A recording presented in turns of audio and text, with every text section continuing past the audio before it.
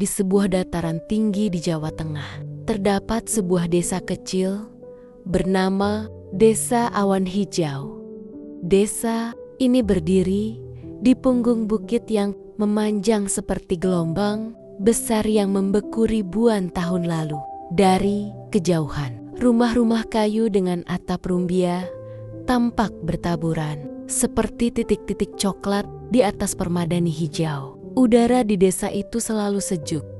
Bahkan ketika matahari sudah tinggi, angin pagi tetap membawa sentuhan dingin yang menempel di kulit. Setiap pagi, kabut tipis turun dari perbukitan dan menyelimuti desa seperti selimut putih yang lembut. Ketika matahari mulai naik perlahan dari balik puncak bukit, cahaya oranye keemasan menembus sela-sela pepohonan pinus yang tumbuh rapi di sekeliling desa. Embun di ujung-ujung daun memantulkan cahaya-cahaya, membuat tanaman sayur di ladang, kubis, daun bawang, dan selada berkilau seperti permata kecil. Para warga sudah mulai beraktivitas sejak azan subuh berkumandang. Suara ayam berkokok bersahut-sahutan. Suara gemericik air dari sungai kecil di lereng bukit melengkapi suasana, seolah menjadi musik alam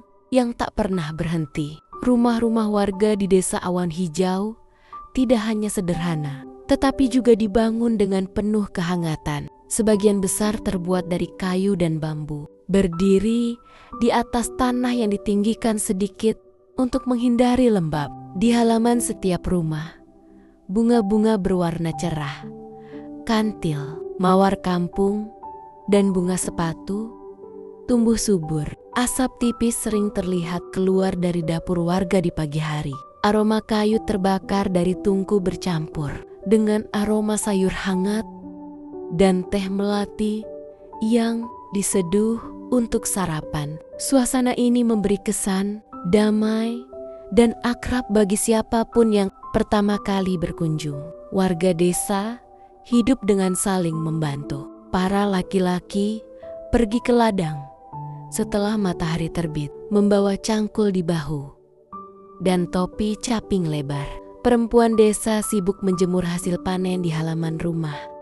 Kopi, biji kacang merah, atau daun teh yang dipanen dari kebun mereka. Anak-anak desa berlarian menyusuri jalan tanah yang lembut, membawa layang-layang buatan sendiri, atau sekadar berkejaran dengan tawa riang. Tidak ada hiruk-pikuk kendaraan, tidak ada suara klakson, hanya tawa dan suara alam yang mengisi udara. Nama Awan Hijau bukan diberikan tanpa alasan. Hampir setiap sore, awan bergerak turun begitu rendah hingga seolah-olah bisa disentuh oleh warga desa. Awan-awan itu melayang pelan di antara pepohonan dan atap rumah, membuat pemandangan desa seperti berada di negeri dongeng. Pada hari-hari tertentu, saat cuaca sangat cerah, dari ujung bukit warga bisa melihat lembah luas nan jauh di bawah. Sawah-sawah yang hijau terbentang, sungai berkelok-kelok seperti pita perak, dan desa-desa kecil lain terlihat seperti titik-titik kecil yang sunyi. Hidup di Desa Awan Hijau adalah hidup dalam ketenangan. Tidak ada lampu kota yang menyilaukan, hanya bintang-bintang yang memenuhi langit malam. Tidak ada gedung tinggi, hanya pepohonan pinus yang tegak menjaga desa dari angin kencang. Setiap malam, suara jangkrik dan serangga malam menjadi pengantar tidur. Warga desa percaya bahwa ketenangan itu adalah anugerah, dan mereka menjaganya dengan tidak merusak alam di sekitar mereka. Desa ini adalah tempat di mana waktu terasa berjalan lebih lambat. Tempat di mana kedamaian bukan sekadar kata-kata, tetapi sesuatu yang bisa dirasakan, dihirup dan dinikmati setiap detik. Di Desa Awan Hijau yang tenang itu, hiduplah seorang perempuan muda bernama Aminah berusia 26 tahun. Setahun lalu, hidupnya berubah selamanya. Suaminya, Harun, meninggal dalam kecelakaan angkutan umum ketika sedang bekerja di kota. Sejak saat itu, Aminah harus menjadi ibu sekaligus ayah bagi dua anaknya. Dani, bocah laki-laki umur 5 tahun yang ceria, dan Nisa, anak perempuan 2 tahun yang masih sering merengek minta digendong. Walau kesedihan masih meninggalkan jejak di hatinya, Aminah tetap bangun pagi setiap hari dengan tekad kuat. Rumah kayu kecilnya berada di lereng bukit yang menghadap lembah hijau. Setiap pagi setelah subuh, ia menyiapkan sarapan sederhana. Nasi hangat, telur dadar tipis, dan teh manis hangat. Dani biasanya sudah bangun lebih dulu. Sementara Nisa masih memeluk selimut tipisnya.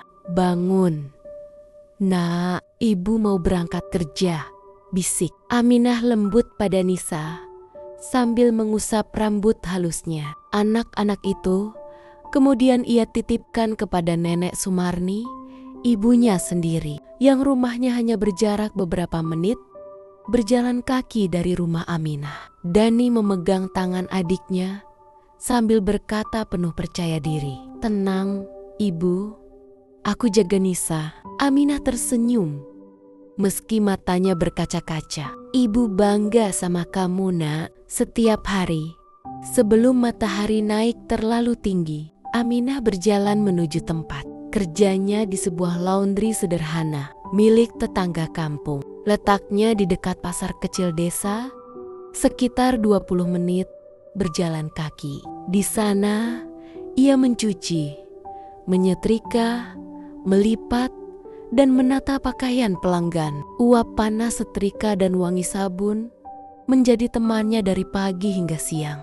Meski pekerjaan itu melelahkan, Aminah selalu menjalani hari dengan sabar. Dalam setiap tetes keringatnya, ia selalu teringat wajah kedua anaknya yang menunggunya pulang. Ketika matahari mulai condong, Aminah selesai bekerja. Dengan langkah sedikit lelah, namun hati yang hangat, ia berjalan pulang. Angin sore bukit yang segar membantu mengikis rasa penat. Sesampainya di rumah Nenek Sumarni, ia selalu disambut oleh suara kecil yang memanggil dari kejauhan. "Ibu, ibu pulang." Dani akan berlari ke arahnya. Sementara Nisa berdiri sambil mengangkat kedua tangan, minta digendong. Aminah memeluk mereka erat, mencium rambut mereka satu persatu. "Terima kasih sudah jadi anak-anak ibu yang hebat." Di saat-saat seperti itu, Aminah merasa bahwa meski hidup tak lagi semudah dulu, ia masih memiliki dua alasan terbesar untuk terus bertahan. Dani dan Nisa adalah cahaya yang membuatnya kuat berdiri setiap hari. Dan di desa kecil yang damai itu, Aminah perlahan membangun kembali hidupnya dengan kerja keras, cinta, dan harapan baru. Pagi masih lembut ketika Aminah tiba di laundry. Udara bukit yang sejuk membuat langkahnya terasa ringan meski hati dan tubuhnya lelah. Ia mulai bekerja seperti biasa, memilah pakaian pelanggan, menimbang, merendam, lalu mencuci satu persatu. Namun saat ia merogoh saku celana jeans seorang pelanggan, tangannya menyentuh sesuatu yang keras dan tipis. Sebuah kartu ATM Gold. Aminah terkejut, lalu menatap benda itu lama. "Waduh, ini pasti penting sekali," gumamnya.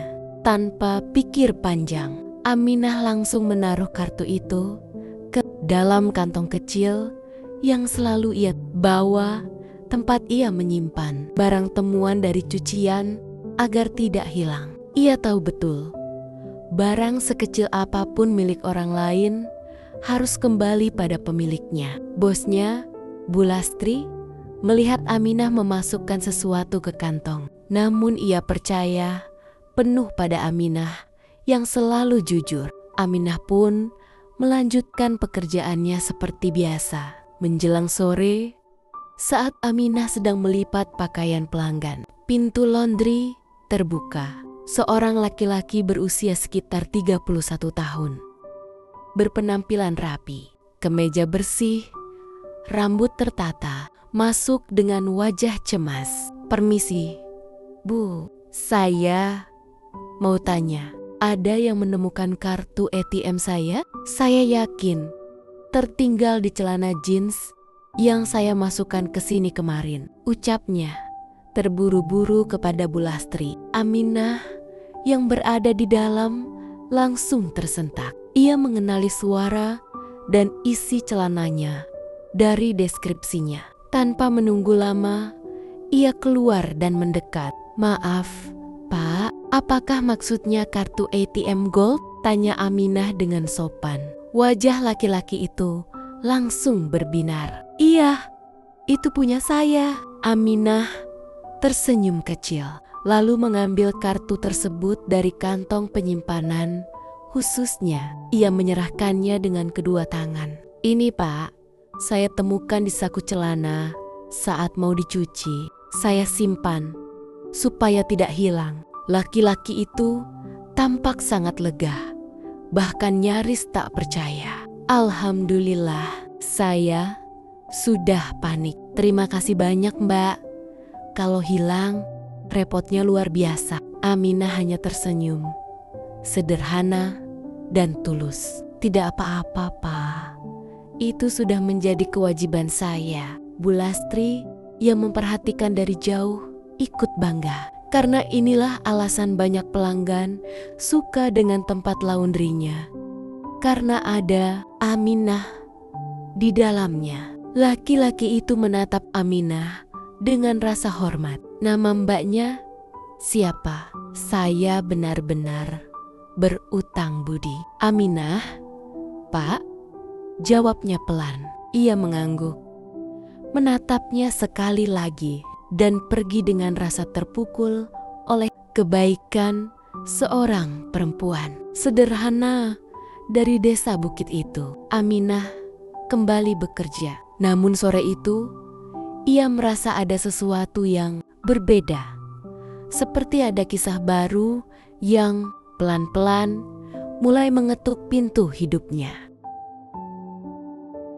Setelah kejadian pengembalian kartu ATM itu, sesuatu dalam diri Ferdi berubah. Ia adalah pria berusia 31 tahun, bekerja di kantor pemerintahan kota, hidup rapi dan teratur.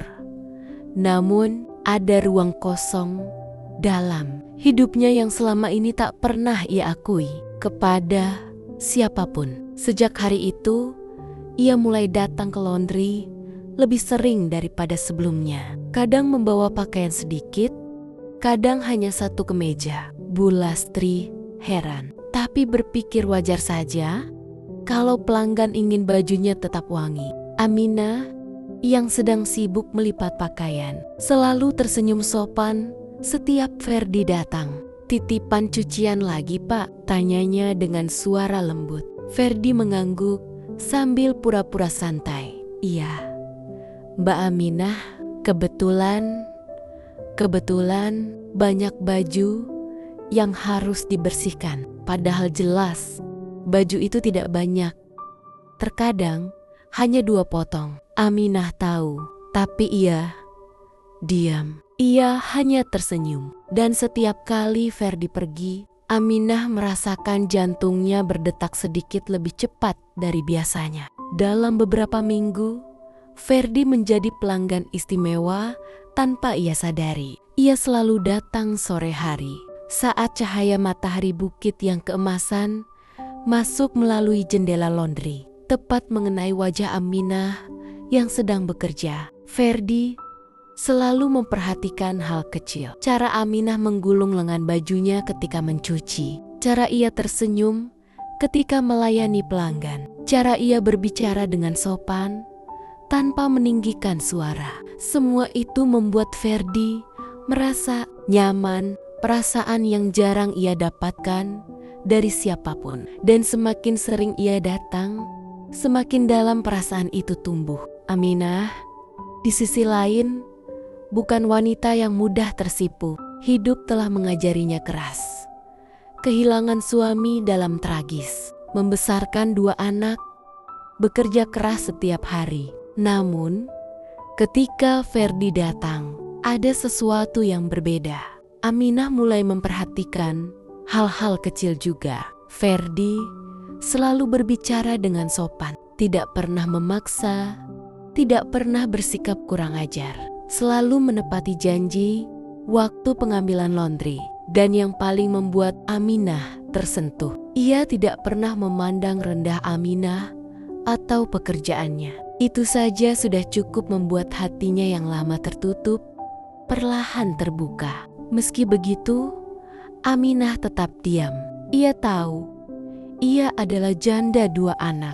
Ia tahu dunianya berbeda dengan Ferdi. Ia tidak ingin berharap terlalu jauh. Namun, tiap kali Ferdi datang, harapan itu muncul tanpa ia minta. Perubahan itu bahkan dilihat Bu Lastri. Aminah, pelanggan rapi itu kok sering banget kesini ya? Godanya suatu hari. Aminah tertawa kecil, menunduk, merapikan lipatan baju. Mungkin dia memang butuh laundry, Bu. Bu Lastri hanya tersenyum. Ia tahu tatapan Aminah berubah setiap mendengar langkah Ferdi mendekat. Dan benar saja, sore itu Ferdi datang lagi, membawa 1 kantong kecil cucian. Ia berdiri di depan Aminah, sedikit gugup. "Titip lagi, Mbak Aminah," katanya pelan. Aminah mengambil kantong itu dengan kedua tangan. Matanya bertemu dengan mata Ferdi. Sesaat, dunia terasa hening. Tak ada yang berani mengungkapkan perasaan duluan. Namun, keduanya tahu, persis tahu bahwa ada sesuatu di antara mereka. Mereka hanya menunggu waktu. Waktu yang tepat agar hati bisa berbicara dan kehidupan mengizinkan. Dan tanpa sadar, pertemuan itu telah menjadi permulaan yang tidak pernah mereka bayangkan sebelumnya. Ferdi yang awalnya hanya menjadi pelanggan setia kini semakin dekat dengan Aminah dan kedua anaknya. Ia mulai mengantar dan menjemput cucian hanya sebagai alasan untuk bisa melihat Aminah. Dari caranya memandang, Aminah tahu bahwa Ferdi menyimpan sesuatu. Namun, ia tetap menjaga jarak. Sebagai janda, ia selalu takut dianggap tidak pantas atau menjadi bahan omongan. Ferdi datang ke rumah nenek tempat Aminah tinggal bersama anak-anaknya. Ia membawa kotak kecil dan wajahnya tampak sangat gugup. Aminah, yang sedang menyuapi Nisa, terkejut melihat kedatangan Ferdi yang tiba-tiba. Tanpa banyak basa-basi, Ferdi duduk di hadapannya dan berkata dengan suara bergetar, "Aminah, izinkan saya melamar kamu. Saya ingin menjadi bagian dari hidupmu dan anak-anakmu." Aminah menunduk, kedua tangannya bergetar. Selama ini, ia selalu merasa dirinya tidak layak dicintai lagi. "Ferdi, saya ini seorang janda. Saya punya 2 anak. Saya takut kamu menyesal nanti." Air matanya menetes perlahan. Bukan karena sedih, tapi karena tidak percaya bahwa ada laki-laki sebaik Ferdi yang menginginkan masa depan bersamanya. Dengan lembut ia berkata, "Statusmu tidak pernah mengurangi nilaimu. Minah, kamu wanita yang baik, pekerja keras, jujur, dan penuh kasih. Anak-anakmu bukan beban. Mereka amanah. Biarkan saya mencintai kalian." Ucapan itu membuat Aminah menutup mulutnya, menahan tangis. Itu pertama kalinya ia merasa sepenuhnya dihargai sejak kepergian suaminya. Dengan suara pelan namun pasti, ia berkata, Jika kamu yakin, saya siap." Dan sejak saat itu, hubungan mereka menjadi sah dan terbuka. Ferdi membawa Aminah ke rumah barunya, tempat yang lebih layak. Dani dan Nisa pun menyukai Ferdi yang selalu sabar dan perhatian. Ternyata Ferdi adalah manajer muda di salah satu pabrik besar di kota. Hal yang Aminah tidak pernah tahu sebelumnya.